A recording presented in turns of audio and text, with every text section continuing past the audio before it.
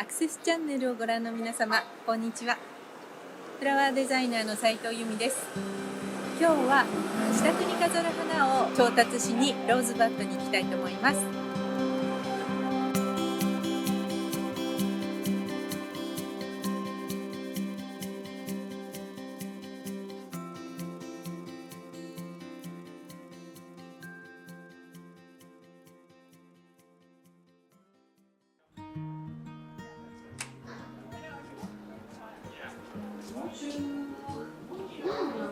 Voilà, je viens de chercher mes fleurs.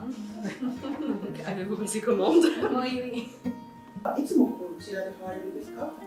はい、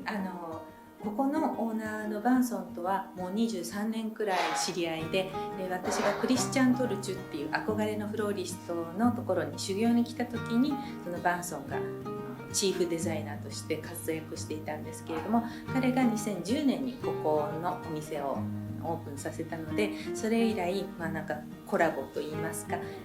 こちらで私もレッスンをしていたり、それから日本からパリスタイルを勉強に来る方たちにそのバーソンのレッスンをオーガナイズしたりっていう風に、とても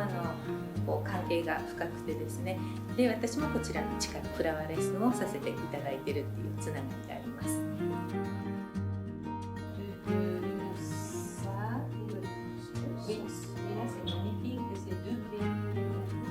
今日はオーナーフローリストのバンソンがいないんですけれども、同じくオーナーフローリストのイネスと、それからアポンティって言って花学校に通いながらお店に来てっていう風に実習をしているリザです。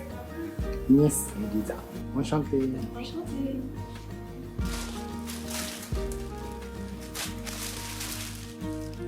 ではこれを持って家で飾りたいと思います。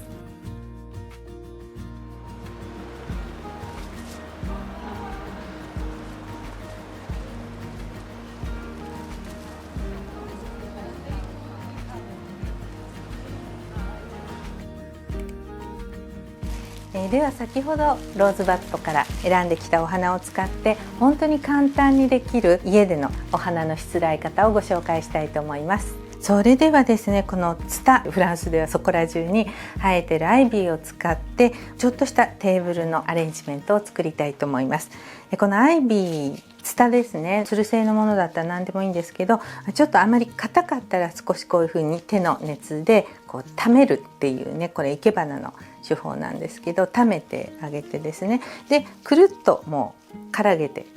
輪っこにします。でさらにもう一本ですね、適当にこうくるくるくるっと巻きつけて、もうざっくりでいいんですよ。別に本当にナチュラルな感じなので、ちょっとこんな感じでね、ツタのリングができたら、それをですね、ちょっと深さのあるお皿の上にこう乗せてですね、アジサイをなんかこの茎の間にね差し込む。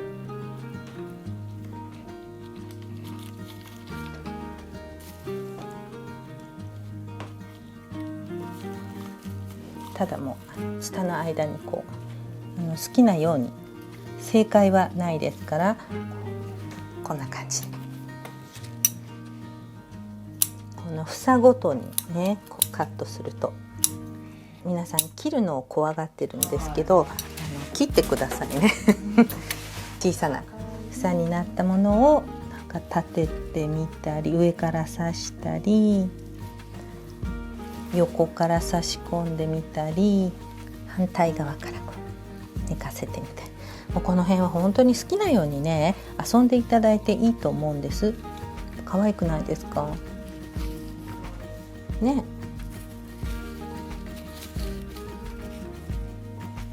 でもう本当に簡単ですから、お子様とね一緒に遊んでもいいし、どなたかお客様をお呼びした時も3分でできますよ。そんなに材料も必要じゃないし、今小さなねアジサイ2つ使っただけですけど、でここにですね一応お水が吸えるようにお水を入れて、これでも出来上がりです。テーブルセンターに置いたら可愛くないですか？華やかですね。ねえ、そう、それであとはこの辺に例えばキャンドルを置いてもいいし、やってみてもしなんかちょっと違うなって思ったら、あんまり好きじゃないなとか違ったなと思ったら外せばいいだけのことですから、いろいろこう花と遊ぶ時間を楽しんでいただくといいなというふうに思います。例えばですけど、このアマランサスっていうんですけど、こちらの方をこう差し込んでですね、ここにこう加えたらどうだろうっていうようなことをやって、もし違うなと思ったら抜けばいいじゃないですかね。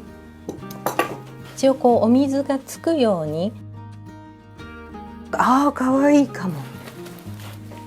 ちょっとくったりしたくらいの方が扱いやすいです。あと皆さんね、こう長持ち神話に取りつかれてると思うんですよね。例えばこれってそんなに1週間も持たせようと思って作ってるものじゃなくって、食事の時にですね、今日お招きしたお客様に楽しんでいただければいいじゃないかというね、その時に集まった方、自分自身のためにこう花と触れ合う時間を楽しむとか、それから綺麗にできたな、いいなっていうね、この葉っぱを取り除くとすっきりと綺麗なねアレンジメントに仕上がります。で、全部入れないでこの辺にこちらからもバランスを見て、ここの茎が丸見えにならないようにしたいなと思ってるんですけど、ここに入れようか。そしたらこの人が潰れちゃったから、じゃあまた上に乗せてみようかなとかね、もう本当に自由に。いかがでしょうか。この茎はこの熱でこんな柔らかく、お手の熱でゆっくりと柔らかくすると、結構自分の思う方に曲がってくれます。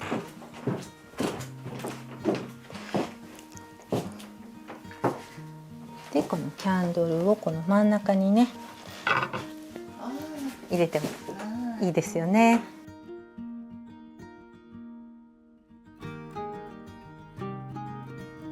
先ほどこちらにお水を入れたバターウォーマーだったと思うんですけど、これですね、この器にお花を入れて、でちょっとキッチンに飾ろうと思います。皆さんお花を飾りたいけどうちには花瓶がないからっていう風にね、よくおっしゃるんですけど、花瓶なんかいらないんですね。本当に生活雑器、ピッチャーでも何でもよくって、こうね入れて段差をつけて、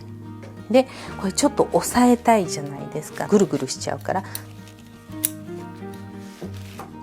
これですね、これはキャロットシードって呼ぶんですけど、キャロットフラワー、野良人参です。野良人参のこう花が終わって実になったところで、この質感とか曲線が非常に興味深い花材なんですけれど、これをですね、この曲線曲がりを使って押さえにかかる、ね、あとはただこの野の花というか野にあるものですねを使う時にはネトワイエという作業がとても大事で、今このヒョロヒョロしたヒゲみたいな葉っぱをね取り除いてるんですけど、これをしないとなんかこう垢抜けないモサモサした感じのアレンジメントになるので、だからこう必ず葉っぱをね取ることを気をつけてみてください。であとこれグラミネね、その辺に本当に生えてるエノコログサの大きなようなものですけど、これも葉っぱをつけたままだとカサカサしてちょっとみすぼらしくなりますので、この穂の部分だけですね、これが面白いので穂の部分だけを使ってお花とお花の間に入れてみます。こんな感じで、でもこれでキッチンの棚にね飾ってみたいと思います。例えばこういうキッチンのコーナーにちらっと飾っておけばね、もうこれだけでちょっとお花があるだけでね。それでは今度は投げ入れというのをご紹介したいと思うんですけれども、お家でブーケを作るっていうのはそれなりに花材の量も必要ですし、テクニックもね少し必要になるんですけど、お花を買ってきて、でこの花瓶の中にスッとこう入れるだけっていうね、投げ入れのテクニックをご紹介したいと思います。でまずこのアジサイなんですけれど、アジサイは葉っぱがついてると水が落ちやすい、すなわちしなっとしやすいので、葉っぱを全部取り除いています。そしてですね、短くね使うのがポイントです。でもし余力があったらですね、アジサイはこのようにナイフで斜めに切って、でこの白い綿をですねそぐようにして、そしてお水に入れてあげると長持ちします。でもし頭の方もちょっとしなっとしていたら、逆さ水って言って、その水の中にどっぷり頭までお花まで入れてしまって、でそれから斜めにカットして綿を出して水に入れてあげるとシャキンとしてきます。できるだけ斜めに。そしてですね、高低差をつけながら全部同じ高さにすると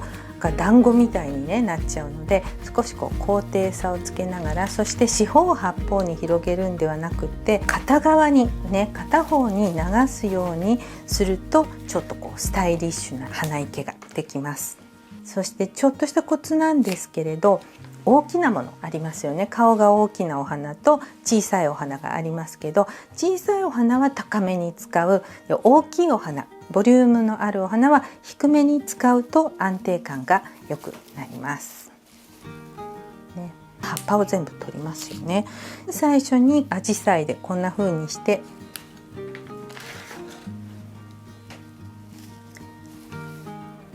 ある程度固めて入れてしまうと、そしたら後のお花が入れやすくなります。で先ほど綺麗だったねダブルのコスモスを使いたいと思うんですけど、こちらもですね、このほわほわした葉っぱをそのままつけておくとなんとなくやぼったくなるんですね。ですからほぼほぼ取ってしまっていいです。そして大事なことは、この半分より下にある茎ね、ここから例えばつぼみが出てたりしても、それは水に入る部分はカットしておく。でそのちっちゃいもの、例えばこれをね落としたとしますよね。そしてこれもったいないわと思ったら、先ほどみたいな小さな器に入れて飾ればいいので、これは別に捨てなくてもいいですからね、もったいながらずにちゃんとネトワイヤ処理をするといいと思います。でこの向こうに流してですよ、この細い茎がグラグラしてね収まらない時は、アジサイの中に差し込むようにすると好きなところに留めることができます。アジサイはだからいいですよ。きっとこの質感だとね、多分ドライフラワーになってくれると思うので、水替えを忘れた時にでもきっとこのままドライになってくれそうな気がします。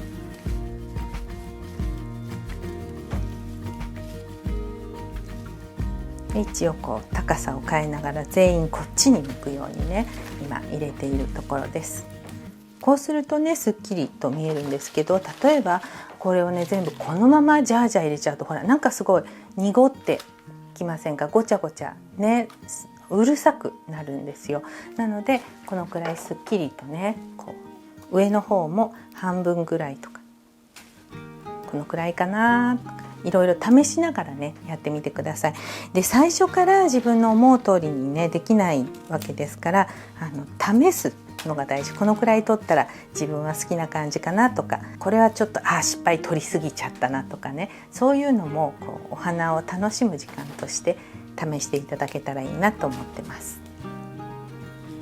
でこちらも買ったままだとこういう風に黒い葉っぱがねそのままなんです。このまま使っちゃうとなんかもっさりするんですけれど、ネトワイエをしてあるこちらね、全然印象が違いますよね。こういう風にネトワイエをしておくと、この動き流れがねまたさらにはっきりと出てきて、より美しくナチュラルなんだけれども洗練された花いけになりますので、ここはねぜひ皆さん守っていただきたいとか気にしていただくといいと思います。そうです。このね曲がりが面白い。風が吹いてるみたいでしょ。野原が見えるような感じ。このパリの石畳とかね石造りの建物の中にこう自然の息吹を吹き込むという、そういうのがシャンペトルスタイルのねこうコンセプトなんですけれど、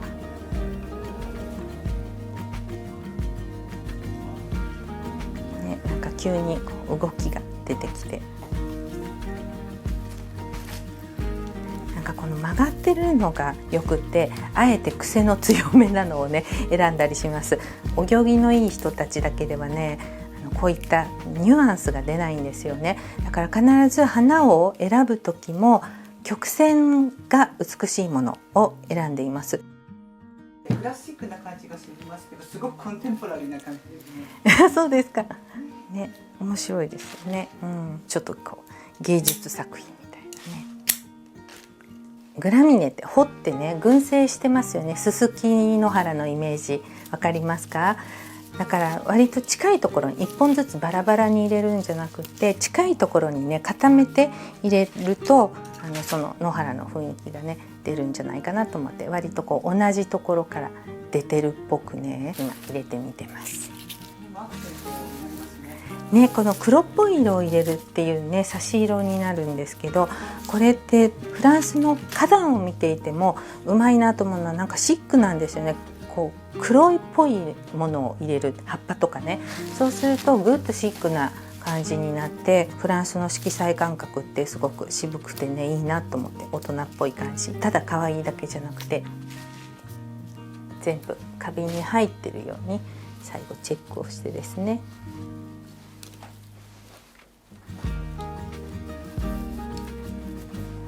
であと先ほどねこう落としてかわいそうだなと思ったコスモスは一旦切って、コスモスのつぼみですね、例えばこういったブロカントでね買った後でお水入れますけど、こういうところにちらっと飾ってですね、でこれで例えばバスルームにねちょっと飾っとくだけでも可愛いと思いますけど、いかがでしょうか？草花も可愛いんですけど、ガラス瓶自体可愛くないですか？可愛いんですよ。これもねムフタールのブロカントで買ったんですよ。自然がねお部屋の中に生まれてるような。そうなんです、そうなんです。皆さんもあんまりこう気負わないでね、みずみずしい茎を触ったりとか、本当に気分が和らぐし、あとはそのネトワイエをして綺麗にどんどんすっきりとしていくのを見ると、こう心まですっきりとねしてきてすごくいいですよ。取り出して違う器に入れてみるとか、高さを変えてみる、そういうふうにこう試す時間、花とね戯れる時間を楽しんでいただくことが豊かな暮らし、心を潤う時間につながっていくような気がします。私の本でも書いたんですけど、花と戯れてるのは心のエステになります。ということで簡単ですけれどもお家で花を楽しむワンポイントレッスンでした。ありがとうございました。